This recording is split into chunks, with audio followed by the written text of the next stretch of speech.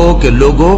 آؤ میں تمہیں وہ چیزیں پڑھ کر سناؤں جو تمہارے پروردگار نے تم پر حرام کر دی ہیں۔ ان کی نسبت اس نے اس طرح ارشاد فرمایا ہے کہ کسی چیز کو اللہ کا شریک نہ بنانا اور ماں باپ سے بدسلوکی نہ کرنا، بلکہ حسن سلوک کرتے رہنا، اور ناداری کے اندیشے سے اپنی اولاد کو قتل نہ کرنا،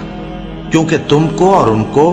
ہم ہی رزق دیتے ہیں، اور بے حیائی کے کام ظاہر ہوں یا پوشیدہ ان کے پاس نہ پھٹکنا،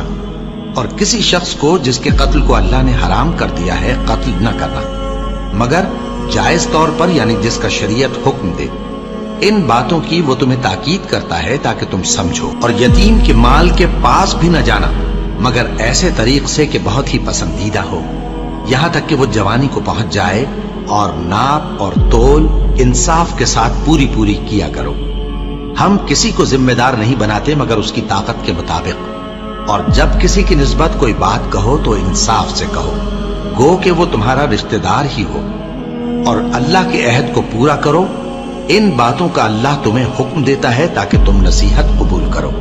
اور یہ کہ میرا سیدھا رستہ یہی ہے تو تم اسی پر چلنا، اور دوسرے رستوں پر نہ چلنا کہ ان پر چل کر اللہ کے رستے سے الگ ہو جاؤ گے۔ ان باتوں کا اللہ تمہیں حکم دیتا ہے تاکہ تم پرہیزگار بنو۔